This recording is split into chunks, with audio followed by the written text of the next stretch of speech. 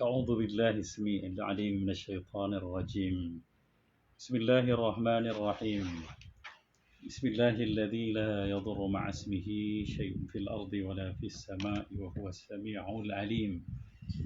أحييكم بتحية مباركة من عند الله سلام، ألا وهي السلام عليكم ورحمة الله وبركاته. إن الحمد لله نحمده ونستعينه ونستغفره ونستهديه ونعوذ بالله من شرور أنفسنا ومن سيئات أعمالنا. من يهد الله فلا مضل له ومن يضلل فلا هادي له.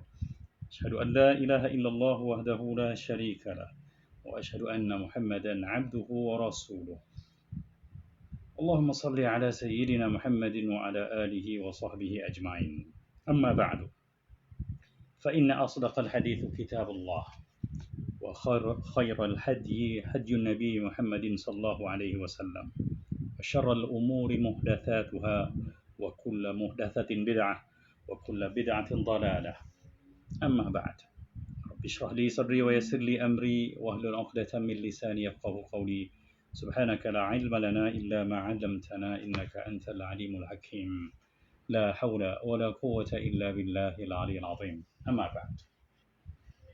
Kaum muslimin yang berbahagia, hadirin hadirat, musyahidin musyahidat yang dirahmati Allah sekalian.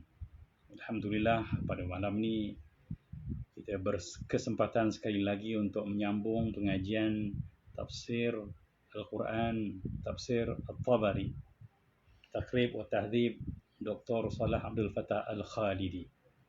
Moga-moga dengan selalu berhubung terus dengan ayat-ayat Allah Subhanahu wa taala, dengan membaca, menghayati dan memahaminya, bakal dirahmati oleh Allah Subhanahu wa taala, sebagaimana dalam doa yang selalu kita katakan, Allahumma arhamna bil Quran, ya Allah rahmatilah kami dengan Al-Quran. Artinya limpahkanlah kasih sayangmu dengan kesudian kami, ya, berdampingan dengan kalamullah ini, ya Allah. Dan alhamdulillah, selawat dan salam kita utuskan untuk junjungan besar Nabi kita Muhammad sallallahu alaihi wasallam. Juga selawat yang kita utuskan menjadi talian kasih yang membuahkan syafaat bantuan di akhirat untuk kita para umat yang berdosa, yang sangat mengharapkan limpahan kasih Allah Subhanahu wa taala yang bersifat Ar-Rahim, dan juga nabinya yang bersifat dengan bil mukminina raufur rahim itu. Alhamdulillah, pada malam ini insya-Allah kita menyambung pengajian tafsir kitab tafsir At-Tabari ini, masih berbicara dalam tafsiran surah Al-Fatihah. Hari ini kita masuk pada ayat yang ketiga, iaitu ayat yang berbunyi A'udzubillahi minasyaitonir rajim.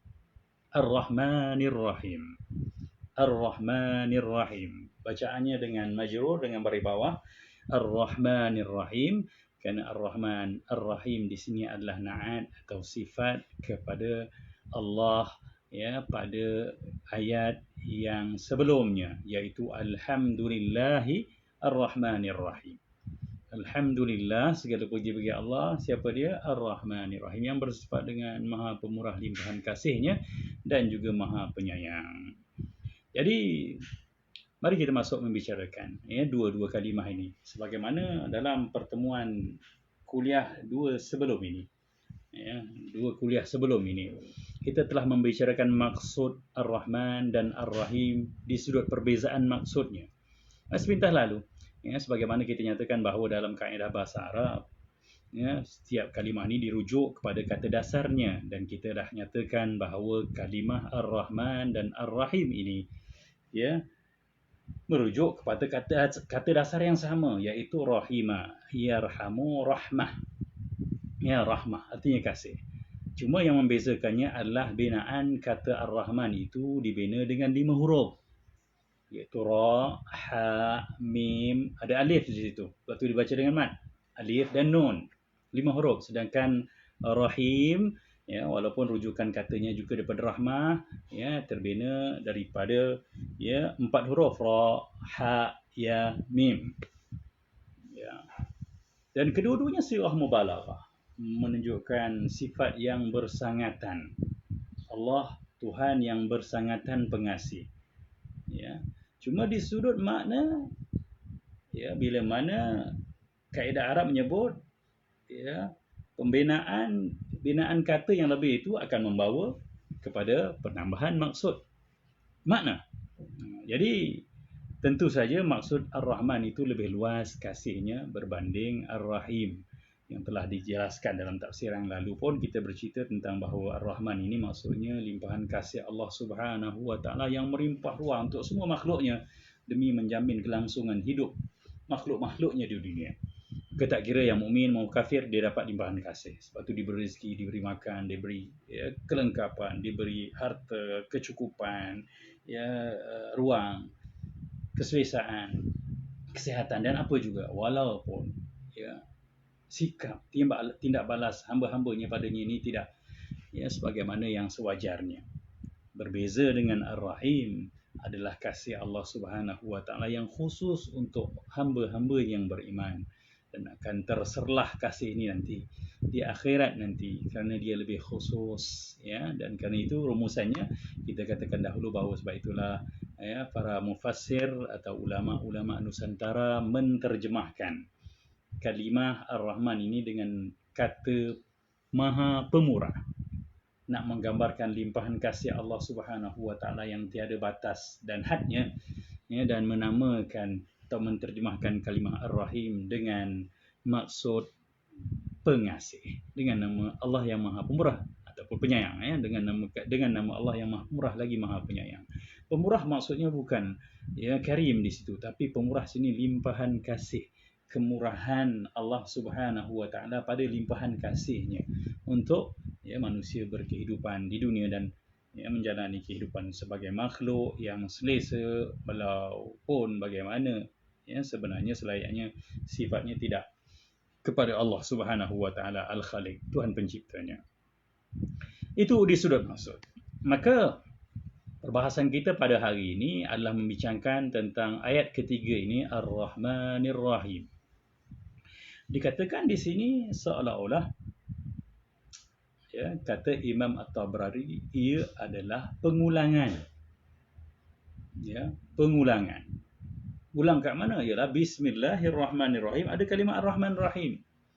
Dan pada ayat ketiga juga adalah Ar-Rahmanir Rahim, sama juga. Dua-dua sifat atau isim Allah Subhanahu wa taala, nama Allah ini disebut di sini. Ya. Dan kata Imam Tabrani ini juga membuktikan bahawa Bismillahirrahmanirrahim itu bukan ayat daripada surah Al-Fatihah. Ya.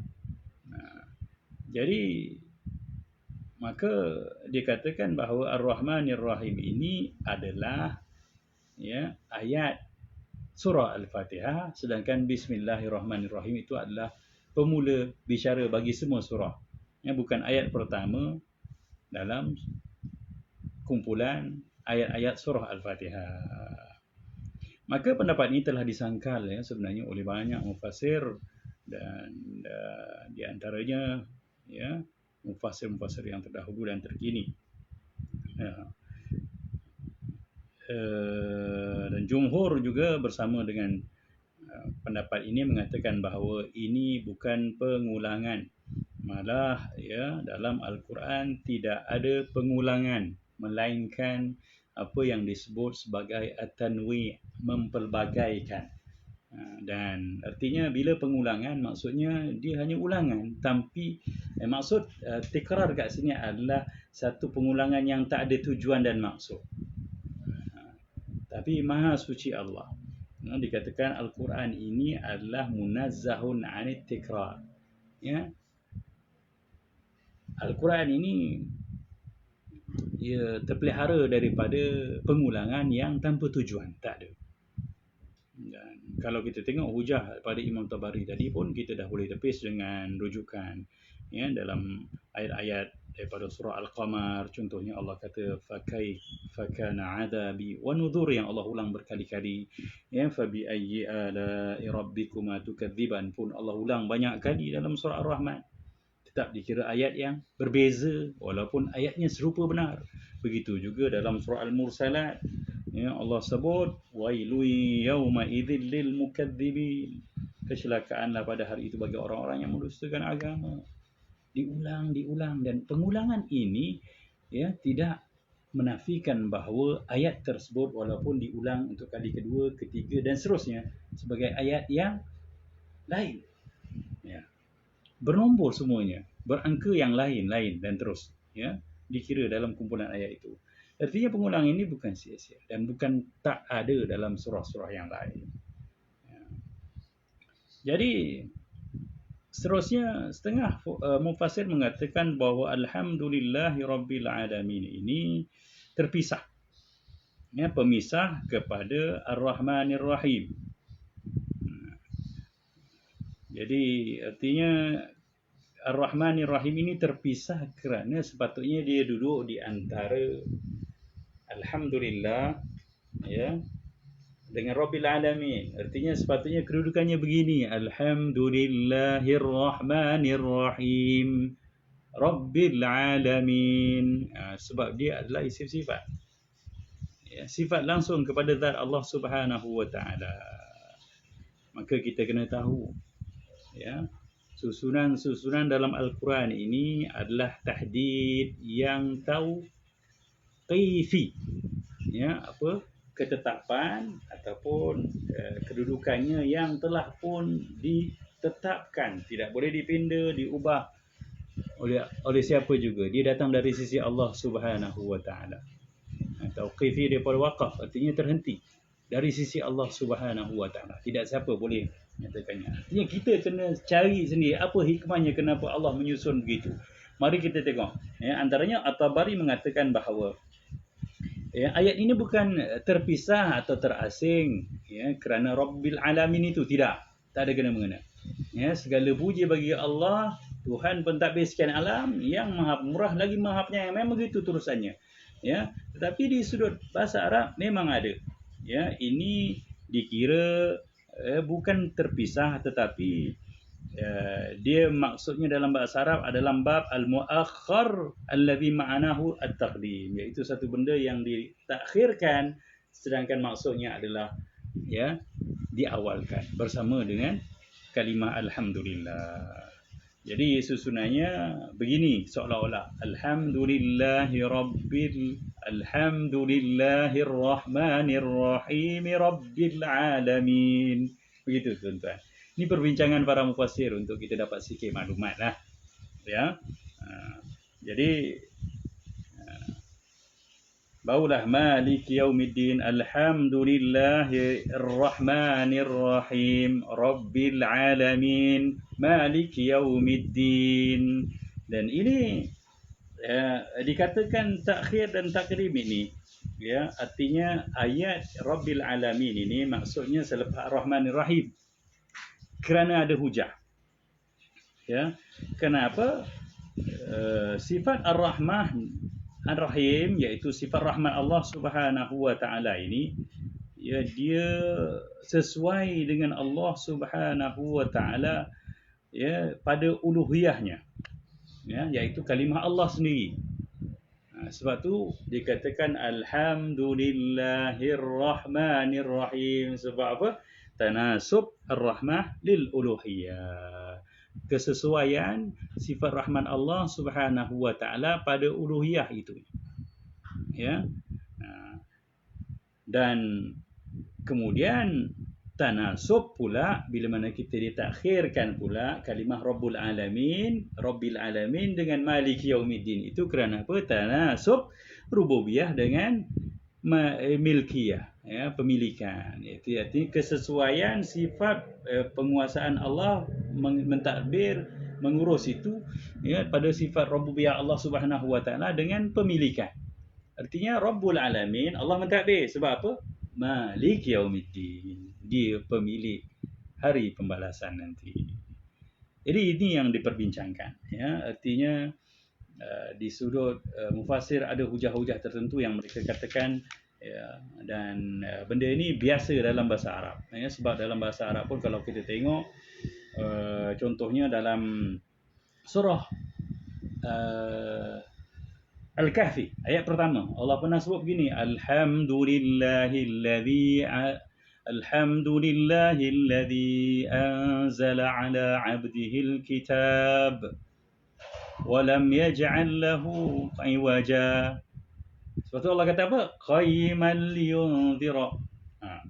Qayyima tu, okey, adalah hal kepada Alkitab. Segala puji bagi Allah Subhanahu wa taala yang telah menurunkan kepada hamba-Nya kitab ini, iaitu Al-Quran. Walam yaj'al lahu 'iwaja, dan Allah tidak menjadikan pada Al-Quran ini ada benda-benda yang tak betul, terpesong, tak tepat. Lepas tu qayyimah adalah hal kepada Alkitab tu, tapi di ujung pula qayyiman liyunzira bi, ya. Jadi ayat itu menggambarkan halnya dikemudiankan. Sepatutnya kedudukannya begini, ya, di sudut, ya.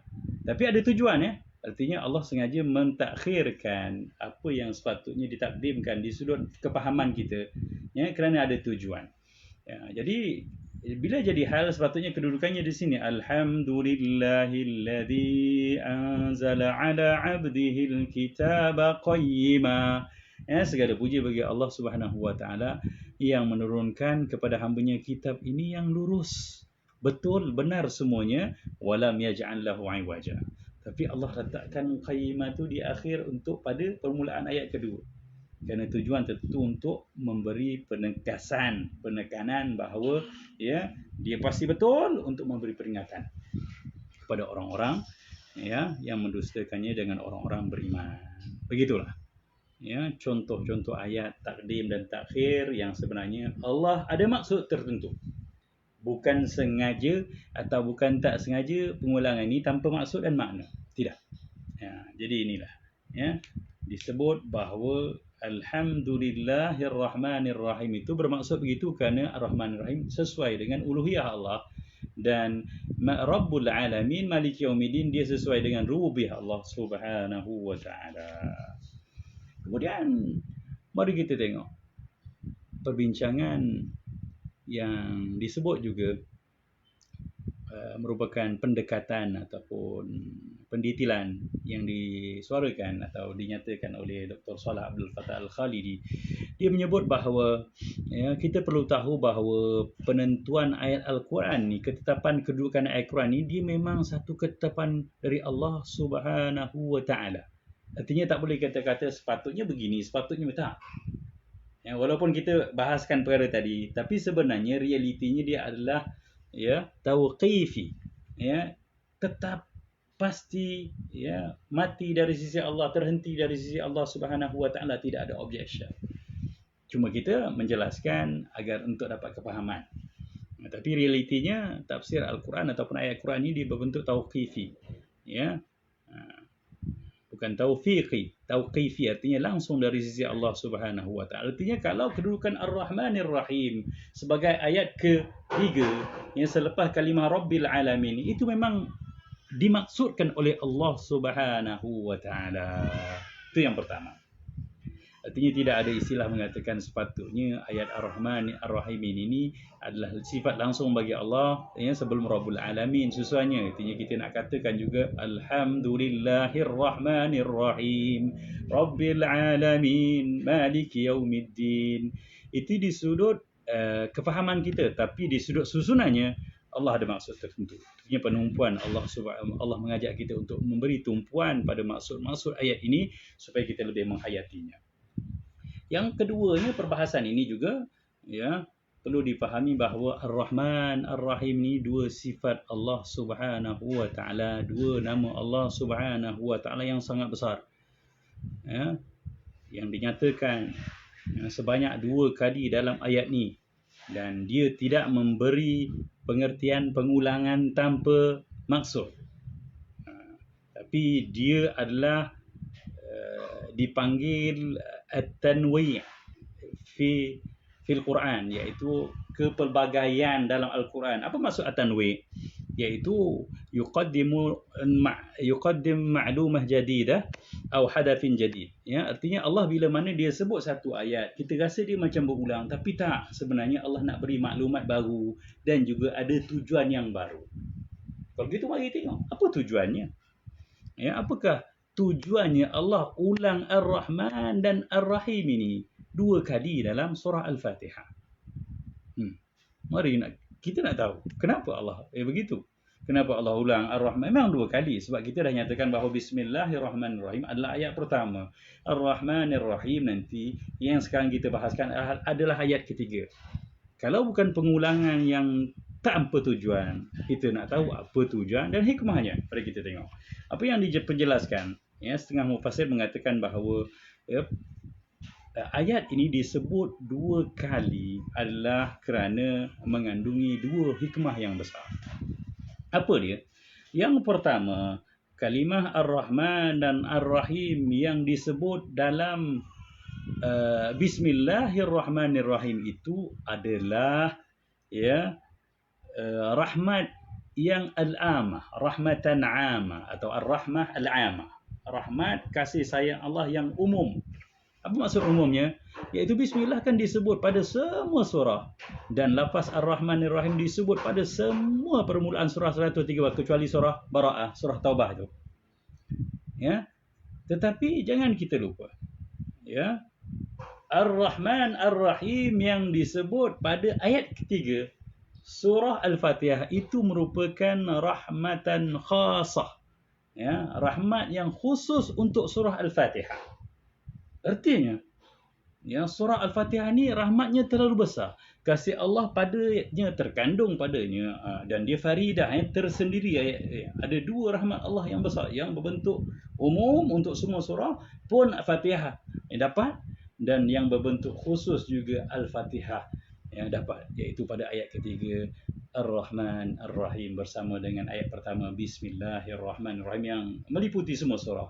Sedangkan Ar-Rahman dan Ar-Rahim hanya ada pada surah Al-Fatihah. Ini keistimewaan dan kehebatan surah ini sebagai surah pembuka yang membuktikan bahawa Al-Quran semuanya memang bermula dengan kasih Allah. Allah mulakan semuanya dengan rahmat. Allah utuskan Nabi yang terakhir juga, wa ma arsalnaka rahmatan lil alamin. Maka hidup kita juga kena pastikan penuh dengan kasih. Dan surah ini Allah turunkan penuh dengan rahmat dan kasihnya. Maka sebab itu penawar, syifa, ya, petunjuk, hidayah, apa saja keperluan kehidupan dunia dan akhirat terangkum kebaikannya, manfaatnya daripada surah ini. Kemudian hikmah kedua, Ar-Rahman Ar-Rahim ini disebut 2 kali. Kita tak berani nak mengatakan ia pengulangan yang tanpa tujuan dan makna, sebagaimana yang dikatakan oleh ramai mufassir bahawa dia bukan pengulangan sia-sia, la tikrar fil Quran, laisa fil Quran tikrar, ya, illa annaha, ya, tanwi', ya, tuqaddim ma'lumah jadidah wa tuqaddim hadafun, ya, tuqaddim hadafan jadidah, hadafan jadid. Begitu, ya. Yang keduanya hikmah daripada sebutan kali kedua Ar-Rahmanir-Rahim pada ayat ketiga dalam surah Al-Fatihah ini adalah bermaksud, ya, rahmat Allah Subhanahu wa taala ni 2 bentuk. Ya. Kalau kita perasan dalam Bismillahirrahmanirrahim pada ayat pertama itu, Ar-Rahman Ar-Rahim ini dia menjadi kata sifat bagi Allah Subhanahu wa taala yang bersifat uluhiyah, ketuhanan, Tuhan yang disembah tu. Sebab Allah kan maksudnya al-ma'bud, al-ma'luh, Tuhan yang disembah, yang kita lupa. Jadi bila disebut Ar-Rahmanir-Rahim sebaik kalimah Allah, artinya kita menyifatkan Allah Subhanahu wa taala di sudut ketuhanannya yang disembah itu, ya, sebagai rahmat di sudut Tuhan yang disembah, uluhiyahnya, rahmat uluhiyah, ya, rahmah fil uluhiyah.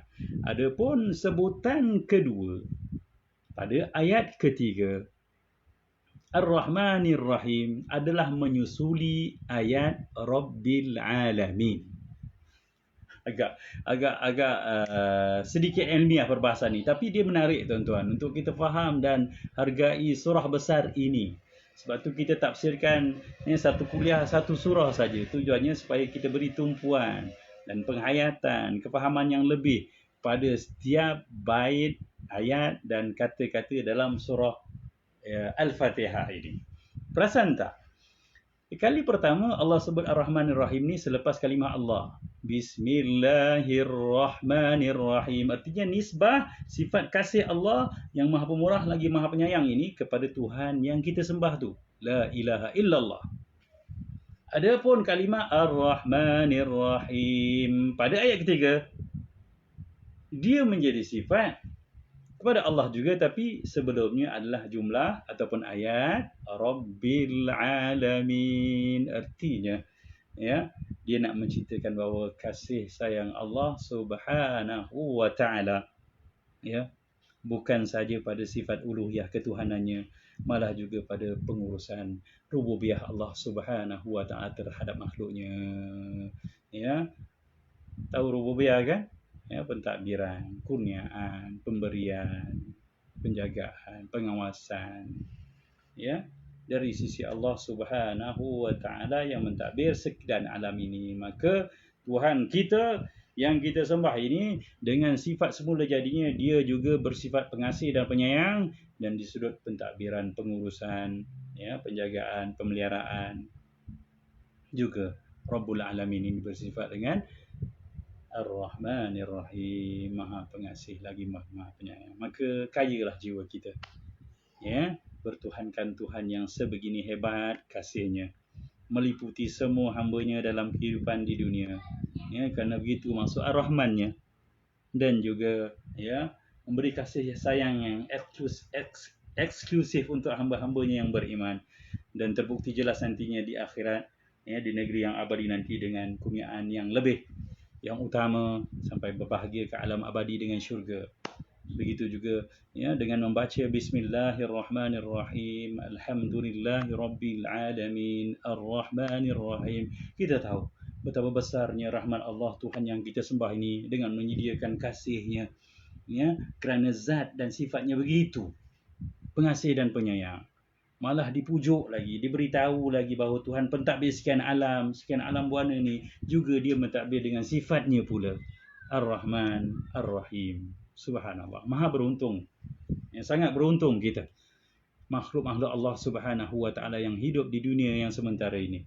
Dan juga amat beruntung pula bagi orang-orang yang berjaya menjadi hamba-hambanya yang taat, ya, berjaya menjadi ibadi, ya, kata Allah, fadkhuli fi ibadi, masuklah kamu dalam kelompok hamba-hambaku, ya, agar nanti di hujungnya Allah panggil kita dengan wadkhuli jannati, masuklah kamu ke dalam syurgaku. Artinya hamba-hamba Allah Subhanahu wa taala yang menghargai Ar-Rahman dan Ar-Rahim Allah, dia akan selamat di akhirat dengan kurniaan syurga. Begitulah ya, penjelasan dan perbahasan tentang ayat ketiga Ar-Rahmanir-Rahim daripada kitab tafsir At-Tabari, Taqrib wa Tahdhib, Dr. Salah Abdul Fattah Khalidi. Semoga dengan kefahaman memahami tafsiran ayat ketiga ini, kita akan lebih tenang, lebih yakin, lebih bertawakal, lebih ikhlas, lebih dekat dengan Tuhan yang Maha Pengasih lagi Maha Penyayang ini. Wabihi wallahu a'lam. Sampai bertemu untuk tafsiran ayat seterusnya, ayat keempat, Maliki Yaumiddin. Ya, kita tinggalkan tuan-tuan dengan lafaz yang mulia. Wabihi wallahu a'lam. Assalamualaikum warahmatullahi wabarakatuh.